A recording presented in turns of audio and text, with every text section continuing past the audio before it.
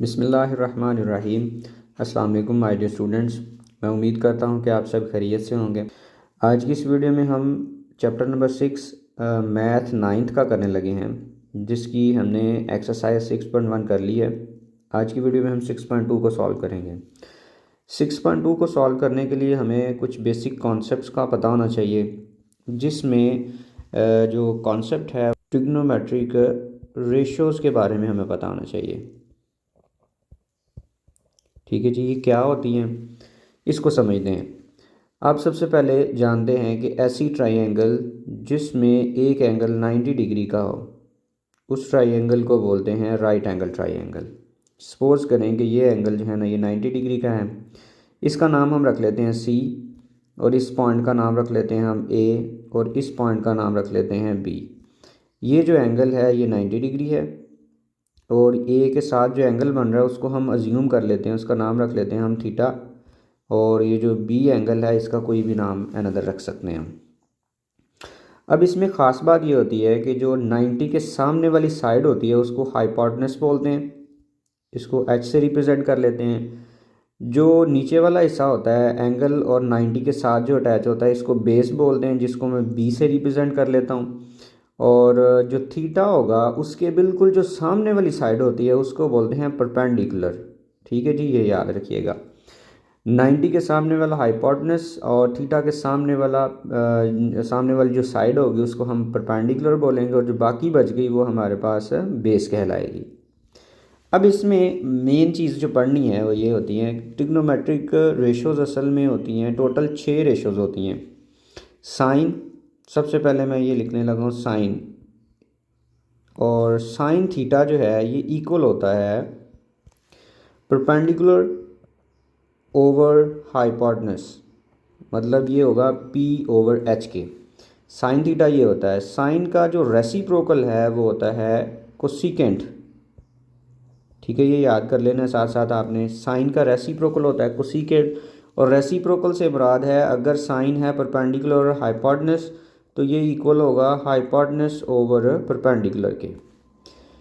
तीसरे नंबर पे हमारे पास होता है कॉज।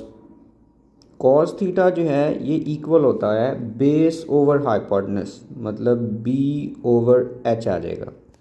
और कॉज का जो रेसिप्रोकल है वो होता है सीकेंट, और सीकेंट जो है ना इसकी वैल्यू जस्ट रिवर्स करके लिखेंगे, मतलब आएगा हाइपोटेनस ओवर बेस। और नंबर 5 पे होता है हमारे पास जी टैन थीटा, जिसको टेंजेंट भी बोलते हैं। फुल फॉर्म इसकी टेंजेंट होती है, शॉर्ट फॉर्म इसकी टैन है। ये इक्वल होता है परपेंडिकुलर ओवर बेस। और टैन का रिवर्स होता है कॉट, शॉर्ट फॉर्म इसकी कॉट है, फुल फॉर्म पढ़ें तो इसको बोलते हैं कोटेंजेंट, और वो इक्वल होती है base over perpendicular. Sine, cos और टैन की रेशो को याद करवाने के लिए एक छोटा सा सेंटेंस भी बोला जाता है। सम पीपल, सम मतलब S, some people have curly brown hair through proper brushing. ठीक, तो आप लोगों ने याद रखना है कि जो साइन है उसका रेसिप्रोकल कोसिकेंट होता है, कॉज का रेसिप्रोकल सीकेंट है, और टैन का रेसिप्रोकल कॉट होता है। तो यहाँ पे आप ये भी रिजल्ट याद रख सकते हैं कि साइन थीटा इक्वल होता है 1 ओवर कोसिकेंट थीटा के, और कॉस थीटा इक्वल होता है 1 ओवर सीकेंट थीटा के, और जो टैन थीटा है वो इक्वल होता है 1 ओवर कॉट थीटा के जी।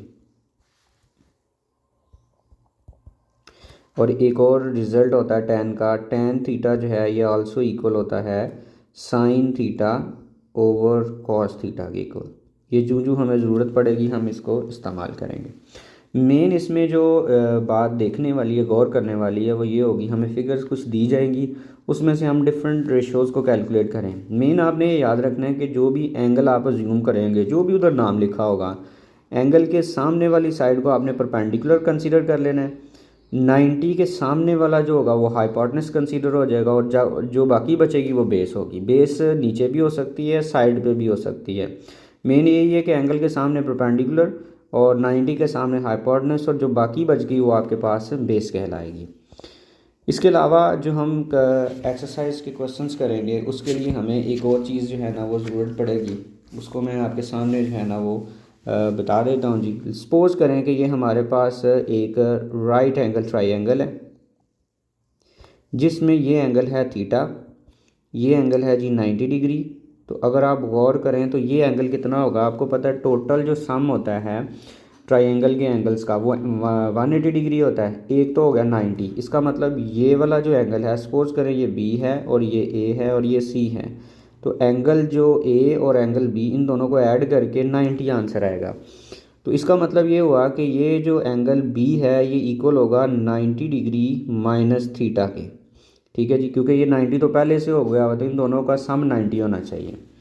अगर हम यहाँ पे कैलकुलेट करते हैं साइन थीटा के साइन इसके लिहाज से, सॉरी बी के लिहाज से, तो बी के लिहाज से ये अगर एंगल कंसीडर किया जाए तो इसके लिहाज से ये होगा परपेंडिकुलर और ये होगा बेस और ये होगा हाइपोटेनस। अभी थीटा को ज्यूम नहीं करने लगे। तो इसमें से अगर हम साइन की रेशो लें, sine 90 degree minus theta calculate करें अगर, तो आपको मैंने पीछे बताया साइन जो है ना ये इक्वल होता है परपेंडिकुलर ओवर हाइपोटेनस, मतलब ये इक्वल होगा A C over A B, A C over A B, ये इक्वल होगा, मतलब ये लेंथ के लिहाज से ये ए सी है और दूसरा ये आपके पास ए बी है।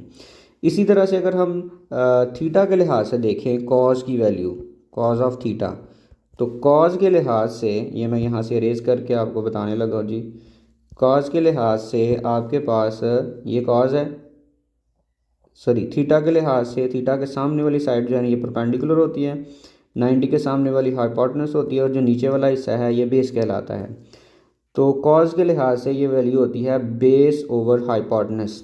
ठीक है जी, तो बेस में आपके पास आ रहा है ए सी ओवर ए बी। बताने का मेरा मकसद ये था कि अगर हम साइन 90 डिग्री माइनस थीटा की वैल्यू कैलकुलेट करते हैं इसी ट्राइंगल से, तो वो इक्वल आती है कॉस थीटा के, मतलब कॉस थीटा की और साइन 90 डिग्री माइनस थीटा की वैल्यू सेम आती है। इसी तरह से कुछ बाकी रेशोज़ भी आपने क्वेश्चंस के लिए याद रखनी है कि अगर हम इसी ट्राइंगल में similarly cos 90 degree theta calculate करते हैं तो वो इक्वल आएगी सॉरी साइन थीटा के, sine 90 minus theta cos theta के इक्वल आएगा और cos 90 minus theta sine theta के इक्वल आएगा। और टेन 90 डिग्री माइनस थीटा जो है इसकी जो वैल्यू हम इसमें से सिमिलरली इसी पैटर्न को फॉलो करते हुए निकालेंगे तो वो हमारे पास आएगी कॉट थीटा। और बाकी तीन इसके रेसिप्रोकल्स रह गए। और अगर हम कोसेकेंट 90 डिग्री माइनस थीटा की वैल्यू कैलकुलेट करेंगे तो वो हमारे पास आ जाएगी सीकेंट थीटा जो है। और अगर हम सीकेंट 90 डिग्री माइनस थीटा की वैल्यू कैलकुलेट करेंगे तो वो हमारे पास कैलकुलेट हो जाएगी कोसेकेंट थीटा। और लास्ट पे है जी, अगर हम कॉट 90 डिग्री कोटेंजेंट बोलते हैं फुल फॉर्म, थीटा को कैलकुलेट करेंगे तो वो हमारे पास आ जाएगी tan ऑफ थीटा। तो ये आपकी बुक पे भी ये रिज़ल्ट मेंशन किए हुए हैं, इसको प्रूव भी किया हुआ है, तो इनको आपने याद रखना है, एक क्वेश्चन इसका रिलेटेड भी है। ठीक है, तो ये एक मैंने आपको ये प्रूव करके बताया है कि साइन 90 डिग्री माइनस थीटा की वैल्यू कॉस थीटा की वैल्यू इक्वल होती है। अब हम एक्सरसाइज 6.2 को करते हैं, जिसमें हमारे पास फर्स्ट क्वेश्चन है जी, for each of the following right angle triangle, ये तीनों राइट एंगल ट्राइंगल दी हुई हैं, फाइंड दी ट्रिग्नोमेट्रिक रेशोज़। सबसे पहले हमने साइन कॉस और एक्सेट्रा ये सारी वैल्यूज़ कैलकुलेट करनी है। तो पार्ट 1 को अगर आप गौर से देखें, अगर हम थीटा के लिहाज से इसको ज्यूम करें तो थीटा के जो सामने वाली साइड होगी इसको हम बोलते हैं परपेंडिकुलर, 90 के सामने वाली जो साइड होगी इसको हम बोलेंगे हाइपोटेनस और जो बाकी बच गई है वो कहलाएगी बेस। अभी हम जस्ट थीटा की ज्यूम कर रहे हैं, तो इसके लिहाज से सबसे पहले हमने वैल्यू कैलकुलेट करनी है साइन थीटा की। तो साइन थीटा की जो वैल्यू है ये पीछे मैं आपको बता के आया हूँ कि वो इक्वल होता है, साइन थीटा इक्वल होता है परपेंडिकुलर ओवर हाइपोटेनस, मतलब मैं इसको यूँ लिख लूँगा P ओवर H जो है। तो P अगर आप गौर करें तो P की वैल्यू हमारे पास है 4 और H की वैल्यू जो है वो हमारे पास है 5। तो साइन थीटा की वैल्यू कैलकुलेट होगी 4 ओवर 5। अब हम कैलकुलेट करते हैं कॉस थीटा की वैल्यू। तो कॉस थीटा जो है ये इक्वल होता है बेस ओवर हाइपोटेनस के। तो बेस हमारे पास है 3 और हाइपोटेनस की वैल्यू है 5। इसी तरह से थर्ड वाले पार्ट में देखें, आपने कैलकुलेट करना है टेन थीटा। तो टेन थीटा की वैल्यू होती है परपेंडिकुलर ओवर बेस। तो परपेंडिकुलर इस केस में आपके पास 4 है और बेस आपके पास है 3। ठीक है जी। और इसके बाद सीकेंट कोसीकेंट ये निकालने बहुत ही ज़्यादा आसान है, बस आपको इनके रेसिप्रोकल्स का पता होना चाहिए। जो सीकेंट थीटा है वो असल में कॉस का रेसिप्रोकल होता है। तो आपके सामने मैंने कॉस लिखा हुआ है बेस ओवर हाइपोटेनस, तो इसको आप लिख लेंगे हाइपोटेनस ओवर बेस। मतलब कि ये जो वैल्यू सामने लिखी हुई है इसको आप रेसिप्रोकल कर देंगे, ये आपके पास आंसर आ गया 5/3। पार्ट नंबर 5 को देखें तो उसमें हमारे पास है कोसीकेंट थीटा। तो कोसीकेंट थीटा जो है ये असल में साइन का रेसिप्रोकल होता है और साइन की वैल्यू है परपेंडिकुलर ओवर हाइपोटेनस। तो आप लिख लेंगे हाइपोटेनस ओवर परपेंडिकुलर और ये वैल्यू आपके पास होगी 5/4। ठीक है जी। तो ये हमसे उसने वैल्यू जो है ना थीटा के लिहाज से कैलकुलेट करवाई हुई थी। अब हम इसको रेज करते हैं और दोबारा से लेबल करते हैं फाई के लिहाज से, क्योंकि बाकी वैल्यू जो है ना वो फाई के लिहाज से हैं। अब हम फाई के लिहाज से इसको लेबल करें तो फाई आपको नज़र आ रहा है जी, यहाँ पे एंगल है। तो फाई के सामने वाली जो साइड होगी ये कहलाएगी परपेंडिकुलर, मतलब एंगल के सामने जो भी होगा वो परपेंडिकुलर। और 90 डिग्री के सामने वाली जो साइड होगी वो होगी हाइपोटेनस और बाकी बची हमारे पास ये बेस। अब इसके लिहाज से आपने जो है ना वैल्यू कैलकुलेट करनी है। तो नंबर हमारे पास 6 जो है ना, पार्ट नंबर 6 जो है उसमें हमने कैलकुलेट करना है cot of phi. Cot of phi जो है ये टेन का रेसिप्रोकल होता है और टेन की जो वैल्यू है वो होती है परपेंडिकुलर ओवर बेस। इसका मतलब ये हुआ कि ये होगी बेस ओवर परपेंडिकुलर। ठीक है जी, अपोजिट होता है कॉट। तो बेस अगर आप देखें तो यहाँ पे 4 है और जो परपेंडिकुलर है वो हमारे पास 3 है। तो कॉट की वैल्यू हमारे पास कैलकुलेट होगी 4/3। और उसके बाद 7 वाले नंबर पे है जी हमारे पास टेन फाई। तो टेन फाई जो है ये ऊपर हम कॉड कैलकुलेट कर चुके हैं, तो टेन कैलकुलेट करना कोई मुश्किल नहीं है। ये होता है परपेंडिकुलर ओवर बेस। तो परपेंडिकुलर असल में हमारे पास है 3 और बेस हमारे पास है 4 इस केस के लिए। और नंबर 8 पे अगर आप देखें तो हमारे पास है जी कोसिकेंट, और कोसिकेंट फाई जो है ये इक्वल होता है, कोसिकेंट होता है साइन का रेसिप्रोकल, और जो साइन फाई होता है या थीटा होता है वो इक्वल होता है परपेंडिकुलर ओवर हाइपोटेनस। तो कोसिकेंट जो है ये इक्वल होगा हाइपोटेनस ओवर परपेंडिकुलर, और हाइपोटेनस की वैल्यू हमारे पास है 5 और परपेंडिकुलर की वैल्यू हमारे पास है 3। तो कोसिकेंट की वैल्यू ये 5/3 होगी। और इसके बाद 9 वाले पार्ट को देखें तो 9 वाले पार्ट में हमने सीकेंट फाई को कैलकुलेट करना है। तो सीकेंट जो है ये कॉस का रेसिप्रोकल होता है और कॉस फाई की वैल्यू होती है बेस ओवर हाइपोटेनस। इसका मतलब इसकी वैल्यू होगी हाइपोटेनस ओवर बेस, और हाइपोटेनस अगर आप फिगर से देखें तो वो 5 है और बेस की वैल्यू हमारे पास है 4 है। लास्ट में हमारे पास रह गया कॉज। तो यहाँ पे मैं निशान लगा देता हूँ। कॉज की जो वैल्यू है वो बेस ओवर हाइपोटेनस होती है और बेस की वैल्यू इस केस में हमारे पास 4 है और हाइपोटेनस की वैल्यू हमारे पास है 5 है। तो ये हमने फर्स्ट फिगर से ये 10 पार्ट जो है ना सॉल्व किए, मतलब सारी चीज़ें इसमें से कैलकुलेट करनी होती हैं आपने जो भी वो बता रहे हैं। सेम इसी तरह से आपने इसका बी वाला पार्ट और सी वाला पार्ट ट्राई करना है। करते हैं जी उसको भी। जी तो पार्ट नंबर बी में देखा जाए थीटा के लिहाज से, तो थीटा के सामने वाली ये साइड है इसको हम बोलेंगे परपेंडिकुलर, और 90 के सामने वाली जो साइड है इसको बोलेंगे हाइपोटेनस, और जो नीचे वाला हिस्सा है इसको हम बोलेंगे बेस। तो इसी तरह से आपने थीटा की रिस्पेक्ट से वैल्यू कैलकुलेट कर लेनी है। तो सबसे पहले हमारे पास आ रहा है साइन ऑफ थीटा। तो जैसा कि पीछे भी हम बात कर चुके हैं जी, साइन थीटा इक्वल होता है परपेंडिकुलर ओवर हाइपोटेनस, और इस केस में परपेंडिकुलर हमारे पास है 8 और हाइपोटेनस की वैल्यू है 17। सेकंड वाले पार्ट में देखें तो आपने कॉस थीटा की वैल्यू कैलकुलेट करनी है और कॉस थीटा इक्वल होता है बेस ओवर हाइपोटेनस, और बेस की वैल्यू इस केस में है 15 और हाइपोटेनस की वैल्यू है 17। थर्ड पार्ट में देखें तो आपके पास tan थीटा है जी। tan थीटा इक्वल होता है परपेंडिकुलर ओवर बेस। तो परपेंडिकुलर जो है ना वो इस केस में 8 है और बेस हमारे पास है 15। और जो फोर्थ पार्ट है उसमें आपने बताना है सीकेंट थीटा की वैल्यू क्या है। तो सीकेंट थीटा जो है वो कॉस का रेसिप्रोकल होता है, मतलब ये हुआ हाइपोटेनस ओवर बेस, और इसकी वैल्यू जो है वो होगी 17/15। अब आप पार्ट नंबर 6 को देखें। तो पार्ट नंबर 6 में अब फाई के लिहाज से है, इसलिए ये जो लेबल हुआ है ये हम इसको यहाँ से अब अरेज कर देंगे। आपने फाई के लिहाज से और थीटा के लिहाज से ना अलग अलग डायग्राम बना लेनी है और लेबल कर लेना है, ताकि इसमें किसी किस्म की कन्फ्यूजन ना हो। अब अगर हम फाई के लिहाज से लेबल करें तो फाई आपके पास ये एंगल आ रहा है, एंगल के सामने वाली साइड जो है ना ये होगी परपेंडिकुलर, और 90 के सामने वाली साइड जो है ना ये हाइपोटेनस चेंज नहीं होता एक राइट एंगल ट्राइंगल में, सिर्फ बेस और परपेंडिकुलर एंगल के लिहाज से चेंज होने होते हैं। तो ये इस केस में परपेंडिकुलर 15 अब आ जाएगा और बेस जो है वो हमारे पास 8 हो जाएगी। बस ये आपस में जो है ना स्विच हो जाएगी। अब हम कैलकुलेट करते हैं कॉट फाई की वैल्यू। तो जैसा कि पीछे भी जिक्र हो चुका है, कॉट tan का रेसिप्रोकल होता है। तो tan जो है वो परपेंडिकुलर ओवर बेस होता है, तो इसकी वैल्यू होगी बेस ओवर परपेंडिकुलर।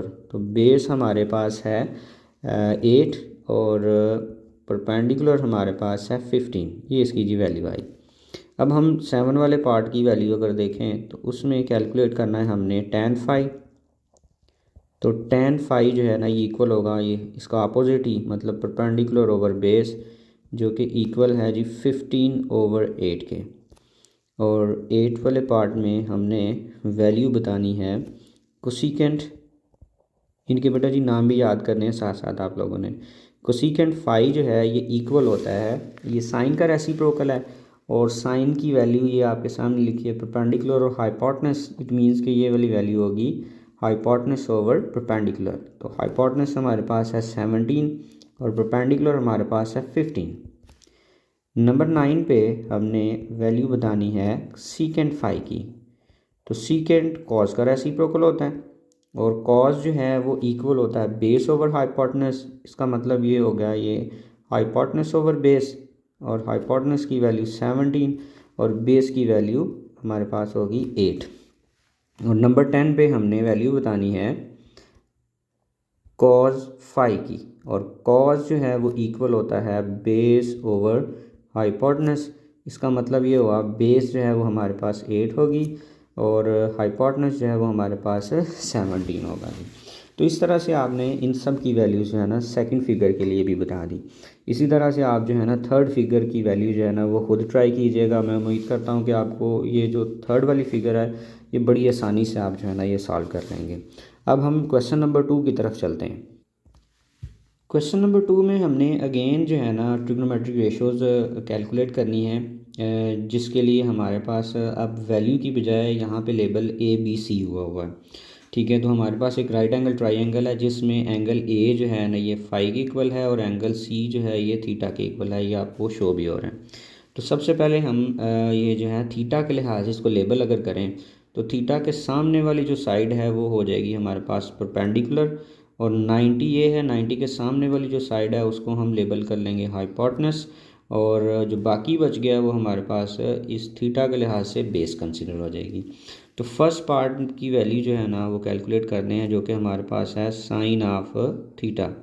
तो साइन थीटा इक्वल होता है परपेंडिकुलर ओवर हाइपोटेनस, जो कि इस केस में परपेंडिकुलर आपके पास आ रहा है C और हाइपोटेनस हमारे पास आ रहा है B। तो साइन थीटा की इस फिगर के लिहाज से सॉरी वैल्यू होगी ये B, यहाँ पे B लिखेंगे। C ओवर B जो है ना ये हमारे पास वैल्यू होगी।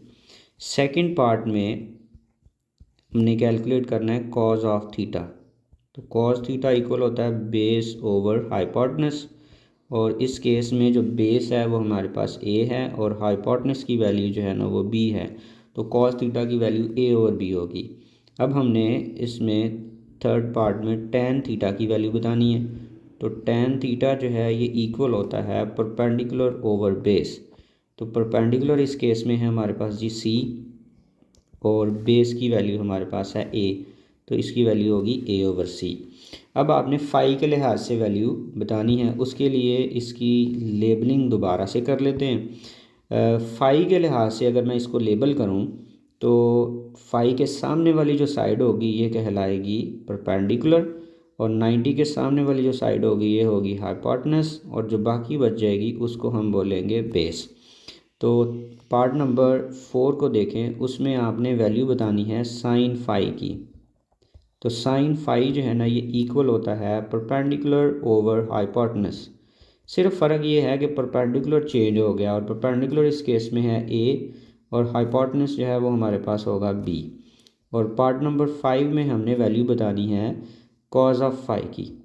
तो कॉज फाई जो है ये इक्वल होगा बेस ओवर हाइपोटेनस, और बेस की जो वैल्यू हमारे पास आ रही है वो सी है, और हाइपोटेनस की वैल्यू है बी। और लास्ट हमारे पास 6 वाला पार्ट है, उसमें आपने टेन फाई की वैल्यू बतानी है। तो टेन फाई जो है ये इक्वल होगा परपेंडिकुलर ओवर बेस के, और परपेंडिकुलर इस केस में हमारे पास ए है, और बेस जो है ना वो हमारे पास सी होगी जी। तो आपके पास आंसर आ जाएगा ए ओवर सी जो है। तो ये क्वेश्चन नंबर 2 भी आपने पिछले तरीके से ही सॉल्व कर लिया। अब हम क्वेश्चन नंबर 3 करते हैं जी। क्वेश्चन नंबर 3 में हमें एक राइट एंगल ट्रायंगल दी हुई है, और उसको देखते हुए हमने इन रिज़ल्ट्स को प्रूव करना है।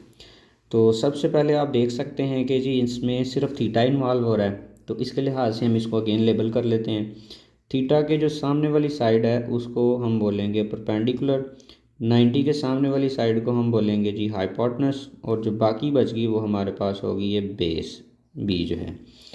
तो हमारे पास ये जो ऊपर वाला पॉइंट है ये असल में ए है, ठीक है जी।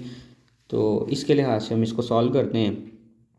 तो पार्ट नंबर 1 हमारे पास है जी, इसकी हम लेफ़्ट हैंड साइड टेक करते हैं और उससे चेक करते हैं कि उसका आंसर 1 आता है या नहीं आता।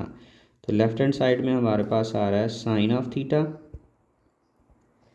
और साथ में है जी कोसेकेंट थीटा। इनके दरमियान में कोई साइन नहीं है, इट मीन्स ये मल्टीप्लाई हो रहे हैं।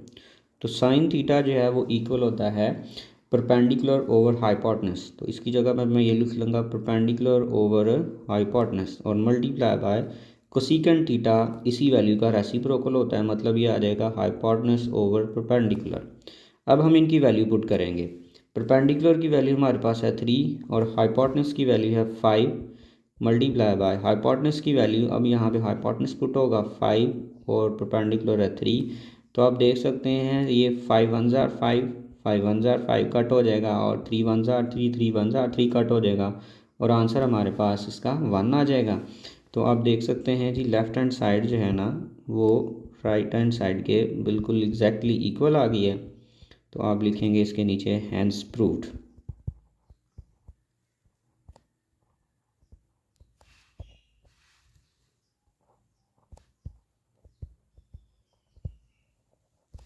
इसी तरह से हम अगर सेकंड वाले पार्ट को देखें, तो सेकंड वाले पार्ट में हमारे पास है जो लेफ़्ट हैंड साइड है उसमें आपके पास है कॉज और सीकेंड। तो कॉज ऑफ थीटा मल्टीप्लाई हो रहा है सीकेंड ऑफ थीटा। तो कॉज इक्वल होता है बेस ओवर हाइपोटेनस के, और सीकेंड होती है जी, सीकेंड की वैल्यू होती है हाइपोटेनस ओवर बेस के। तो बेस की इसमें वैल्यू है आपके पास 4, और हाइपोटेनस की वैल्यू है 5, मल्टीप्लाई बाय 5 ओवर 4, और ये फिर से अगेन कट हो जाएंगे। 4 1 ज़ार 4, 4 1 ज़ार 4, 5 1 ज़ार 5, 5 1 ज़ार 5, 1 ओवर 1, फाइनल आंसर हमारे पास 1 आएगा। तो लेफ़्ट हैंड साइड अगेन जो है ना ये राइट हैंड साइड की इक्वल आ गई। तो आप ये कह सकते हैं कि इसमें भी हमारे पास प्रूव हो गया जो उसने रिज़ल्ट कहा था जी, वेरीफाई करें। इसी तरह से आप थर्ड वाला पार्ट ट्राई करेंगे। पार्ट नंबर 3 में हमारे पास लेफ़्ट हैंड साइड गिवन है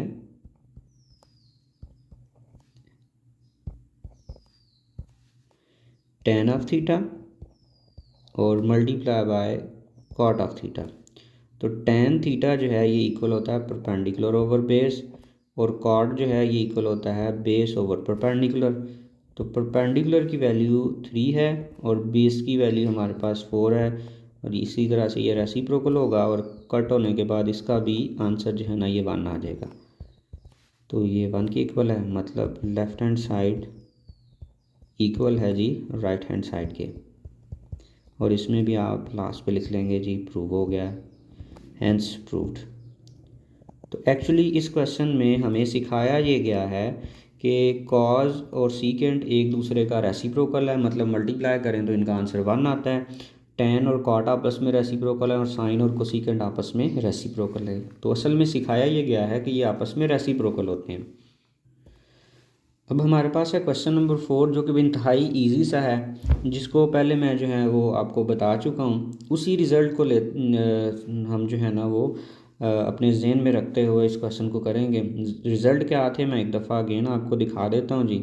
रिज़ल्ट ये थे कि अगर साइन 90 डिग्री माइनस थीटा हो तो वो कॉज में कन्वर्ट हो जाएगा, अगर कॉज 90 माइनस हो तो वो साइन में कन्वर्ट हो जाएगा, टेन 90 माइनस थीटा हो तो वो कॉट में कन्वर्ट हो जाएगा, कोसीकेंट सीकेंट में कन्वर्ट होगा, और सीकेंट कोसीकेंट में, और कॉट जो है ना टेन में कन्वर्ट होगा।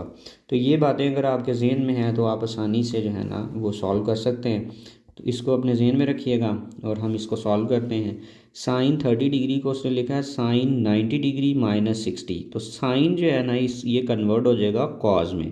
तो आपका आंसर आ जाएगा यहाँ पे कॉज 60 डिग्री, ये यहाँ पे कॉस 60 डिग्री लिखेंगे बस। इसी तरह से कॉस जो है ये साइन में कन्वर्ट हो जाएगा, तो आपके पास आंसर आ जाएगा साइन, और ये जो एंगल आ रहा है ये वाला। असल में इसका कहने का मतलब ये है कि साइन 30 की वैल्यू और कॉस 60 की वैल्यू इक्वल होती है, जो कि मैंने उधर भी आपसे जिक्र किया था। टेन 30 डिग्री है तो टेन 90 माइनस 60 ऑलरेडी लिखा हुआ है, तो टेन जो है ये कॉट में कन्वर्ट हो जाएगा, तो यहाँ पे आप लिख लेंगे कॉट 60 डिग्री। इसी तरह से अगर टेन देखा जाए तो टेन फिर से अगेन कॉट में कन्वर्ट होगा, और यहाँ पे एंगल है 30 डिग्री, तो अब यहाँ पे आप 30 डिग्री को ऐड कर देंगे। साइन जो है ना ये कॉस में कन्वर्ट होगा, तो आप लिख लेंगे कॉस 30 डिग्री, और कॉस जो है ये साइन में कन्वर्ट होगा, आप लिख लेंगे साइन, और यहाँ पे भी 30 डिग्री। और आगे नेक्स्ट हमारे पास है साइन 90 डिग्री माइनस 45 डिग्री, तो ये साइन जो है ये कॉस में कन्वर्ट होगा, कॉस 45 डिग्री, और टेन 90 डिग्री माइनस 45 है, टेन कन्वर्ट होगा कॉट में, कॉट 45 डिग्री, और कॉस जो है ये साइन में कन्वर्ट हो जाएगा, साइन 45 डिग्री। तो ये इसकी जी वैल्यू होंगी, बस आपने वो पिछले टेबल को माइंड में रखते हुए इसके आंसर्स जो है ना लिख देने हैं। अब हम करते हैं क्वेश्चन नंबर 5।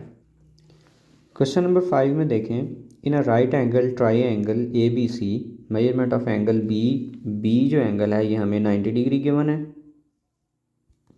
और सी जो है ये एक्यूट एंगल है जो कि 60 डिग्री है। एक्यूट एंगल एक ऐसा एंगल होता है जिसकी वैल्यू 90 डिग्री से कम होती है, और उसने ये बताया हुआ है कि sine measurement of angle A, मतलब ए जो है उसका अगर हम साइन लेते हैं तो वो आता है ए ओवर बी, उसने वैसे ही बता दिया हुआ आपको। तो हमने ये जो ट्रिग्नोमेट्रिक रेशियोज हमें गिवन है इनकी वैल्यू जो है ना वो कैलकुलेट करनी है। तो यहाँ पे हमारे पास सबसे पहले एक एंगल तो दिया हुआ है 60 डिग्री, दूसरा भी एंगल है 90 डिग्री, और तीसरा एंगल जो ए है उसकी वैल्यू हमें नहीं पता। वो हम इस तरह से कैलकुलेट कर सकते हैं कि ये अगर 90 डिग्री है और ये 60 डिग्री है, तो ये जो एंगल है ना ये 30 डिग्री होगा। वो कैसे जी? ये जो एंगल ए है ये पीछे भी बात हुई थी, ये 90 माइनस से 60 डिग्री होगा, तो 90 में से 60 अगर माइनस करते हैं तो हमारे पास आंसर आ जाएगा 30 डिग्री। तो ये ए एंगल जो है ना ये 30 डिग्री होगा। अब सबसे पहले जो हमें क्वेश्चंस दिए हैं ये 60 के लिहाज से हैं, तो हम सबसे पहले इसको 60 के लिहाज से लेबल करते हैं। तो अगर 60 के लिहाज से हम लेबल करें तो 60 डिग्री के सामने वाली जो साइड होगी ये कहलाएगी परपेंडिकुलर, 90 के सामने वाली जो साइड होगी ये कहलाएगी हाइपोटेनस, और बाकी बचा ए तो ये हो जाएगी बेस 60 के लिहाज से।